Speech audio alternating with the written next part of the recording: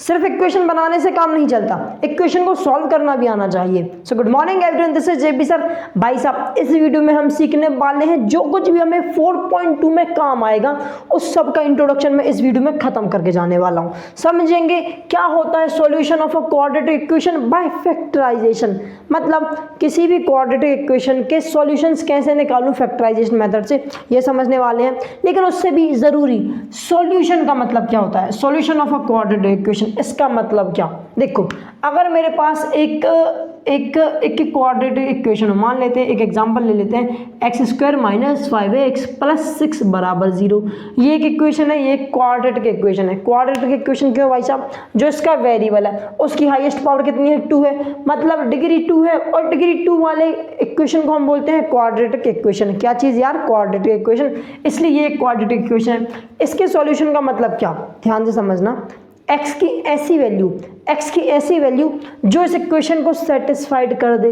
Satisfied करने का मतलब क्या, LHS और RHS को बराबर कर दे, LHS और RHS को बराबर कर दे, उसे हम बोलते हैं सॉल्यूशन ऑफ द इक्वेशन। क्या बोलते हैं, उस वैल्यू को, उस x की वैल्यू को हम बोलते हैं सॉल्यूशन ऑफ द इक्वेशन। मान लो, अच्छा यहाँ पे मान लेते हैं मैं x की जगह 2 रखता हूँ, रख के तो देख भाई साहब क्या होगा क्या नहीं होगा पता चलेगा बाद में। तो अगर मैं x की जगह 2 रखूंगा तो जहाँ जहाँ x है वहाँ 2 रख दो। सो x² - 5 × x + 6 = 0। ठीक है भाई साहब, सॉल्व करते हैं। 2 का स्क्वायर होता है 4 माइनस, अबे 2 तो रख दें यहाँ पे, 5 × 2 कितना हो जाएगा 10 + 6 = 0। 6 + 4 होता है 10, माइनस का 10 चल रहा है बराबर 0।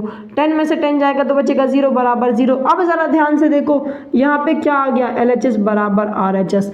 ध्यान से देखना, मैंने क्या बोला था, x की ऐसी वैल्यू जो इस इक्वेशन को सेटिस्फाइड कर दे।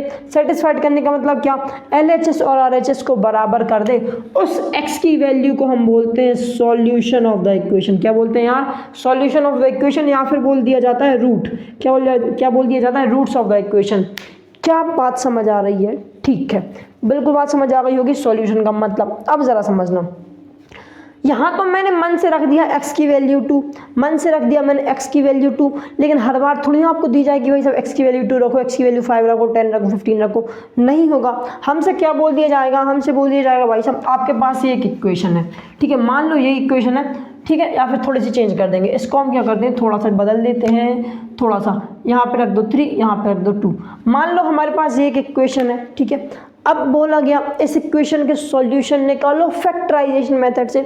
सबसे आसान होती है फैक्टराइजेशन मेथड। क्या बोला गया है, इस क्वाड्रेटिक इक्वेशन के सॉल्यूशन निकालो फैक्टराइजेशन मेथड से।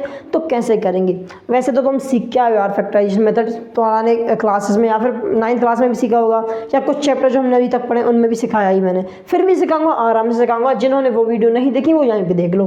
फैक्टराइजेशन कैसे करते हैं, देखो इस इक्वेशन का सॉल्यूशन निकालना है। फैक्टराइजेशन मेथड क्या होती है, by splitting the middle term. Splitting the middle term किया जाता है, क्या किया जाता है, ये जो मिडिल टर्म होती है ना, इसको हम 2 टर्म्स में बांट देते हैं। सिखाने लगा हूँ फैक्टराइजेशन मेथड। ये जो मिडिल टर्म होती है इसके कोफिशिएंट या फिर इस टर्म को या इस कोफिशिएंट को 2 टर्म्स में बांट देते हैं। बिल्कुल सही बात है। अब वो 2 टर्म्स कौन सी होंगी, वो 2 टर्म्स कैसी होनी चाहिए, उन दोनों को अगर मैं वापस से प्लस करूं, वापस से सम करूं, तो मुझे क्या मिलना चाहिए, मुझे वापस से -5 मिलना चाहिए। क्या मिलना चाहिए, -5। क्यों भाई साहब, ध्यान से देखो, ये जो दो टर्म है वो कहाँ से बन रही है, 5x से ही बन रही है, -5 से ही निकल रही हैं, तो उनका वापस से सम करूंगा तो -5 आना चाहिए। और अगर उन दोनों टर्म्स का मैं प्रोडक्ट करने जाऊं तो मुझे क्या मिलना चाहिए, मुझे मिलेगा product of coefficient of x² and constant term. मतलब जो x² के कोफिशिएंट और कांस्टेंट टर्म का प्रोडक्ट करके मिल रहा है, वही मुझे इन दोनों टर्म्स के कोफिशिएंट का प्रोडक्ट करने पे मिलना चाहिए। x² का कोफिशिएंट 2, कांस्टेंट टर्म 3, दोनों को मल्टीप्लाई करोगे मिलेगा 6। अब जो 2 टर्म आएंगी उनका प्रोडक्ट भी 6 आना चाहिए। क्या बात क्लियर है। अब ये 2 टर्म कैसे सेलेक्ट करेंगे, ध्यान से देखना। ये जो हमारा प्रोडक्ट होता है उसका लेते हैं भाई साहब LCM। तो 6 का LCM करोगे तो 2 टाइम से करोगे, 2 से करोगे 3 टाइम में, 3 से करोगे 1 टाइम में। तो देखो यहाँ तो तुम्हें 2 टर्म मिल गई, तो 2 × 3 क्या होता है, ऑलरेडी हमें 6 मिलता है। अच्छा, बिल्कुल सही बात है। अब ज़रा समझना क्या इन दोनों को प्लस माइनस करके मैं 5 बना सकता हूँ? हाँ, 2 + 3 5 ही होता है, मतलब मैं 5 बना सकता हूँ। लेकिन ध्यान से देखो, यहाँ पे 5 नहीं -5 है। कितना है? -5 है। तो क्या इन दोनों से मैं -5 बना सकता हूँ? अरे बना सकता हूँ। कैसे? -2 और -3 क्या होता है? माइनस माइनस भी प्लस होता है। दोनों को करोगे तो क्या मिलेगा? -5। क्या चीज़ यार? -5 मिलेगा। इसलिए मेरी टर्म्स क्या होंगी? 2 3 नहीं, -2 एंड -3 मिलेंगी। क्या मिलेंगी? क्या होगा भाई साहब? -2 और -3 होंगी। बिल्कुल सही बात है। और -2 -3 को अगर मैं मल्टीप्लाई करता हूँ तो माइनस माइनस को मार देगा। 2 × 3 क्या हो जाएगा? 6 हो जाएगा।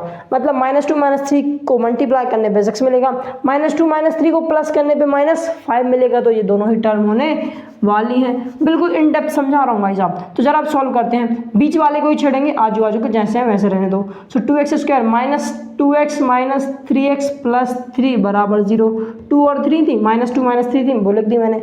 अब जरा ध्यान से देखो, इसमें क्या क्या कॉमन दिख रहा है? इन दोनों में मुझे 2 कॉमन दिख रहा है, 2 बाहर निकाल दो। इन दोनों में मुझे x भी कॉमन दिख रहा है, x भी बाहर निकाल दो। 2x² में से अगर 2x बाहर जाएगा तो बचेगा x, माइनस 2x में से अगर 2x बाहर चला गया तो बचेगा 1। सिंपल सा लॉजिक है। अब इन दोनों टर्म्स में देखो भाई साहब, इन दोनों टर्म में मुझे क्या दिख रहा है कॉमन? मुझे 3 कॉमन दिख रहा है। ठीक है, बाहर निकाल दिया।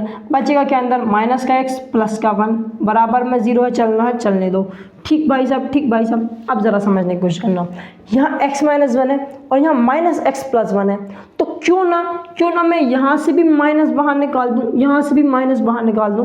तुम्हें पता है अगर अंदर कुछ होता है, जैसे 3 + 7 ऐसा कुछ होता, या फिर 3 + x होता, जब अगर बाहर माइनस का साइन होता है तो अंदर के साइन क्या होते हैं? चेंज हो जाते हैं। अगर ब्रैकेट ओपन होता है तो ये -3 प्लस ये -3 और -x हो जाता।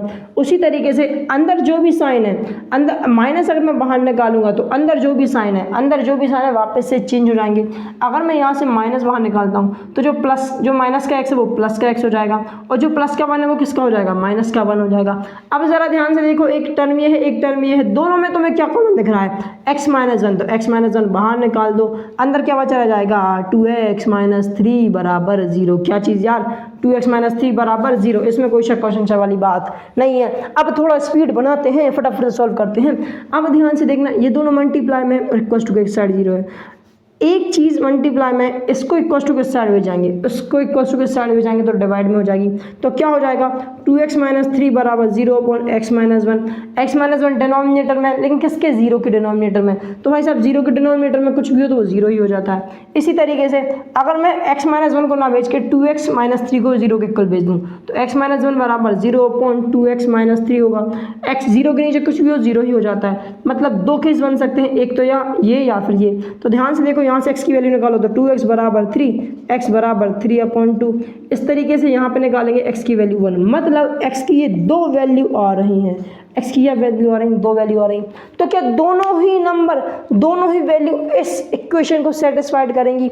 हाँ भाई साहब, ये दोनों वैल्यू इस इक्वेशन को सेटिस्फाइड करेंगी। मतलब ये दोनों की दोनों वैल्यूज इस क्वाड्रेटिक इक्वेशन के सॉल्यूशंस हैं या फिर रूट्स हैं। क्या बात क्लियर है? ऐसा क्यों हो रहा है? क्योंकि क्वाड्रेटिक इक्वेशन के कितने जीरोस होते हैं? 2 जीरोस होते हैं। मैक्सिमम 2 जीरोस होते हैं, एक भी हो सकता है लेकिन मैक्सिमम 2 होंगे, इसलिए इसके भाई साहब 2 जीरोस आ रहे हैं। क्या बात समझ आई? ठीक है, अगर ये वीडियो पसंद आई तो वीडियो को लाइक करो, चैनल सब्सक्राइब करो। मिलते हैं नेक्स्ट वीडियो में, तब तक के लिए bye bye and have a good day.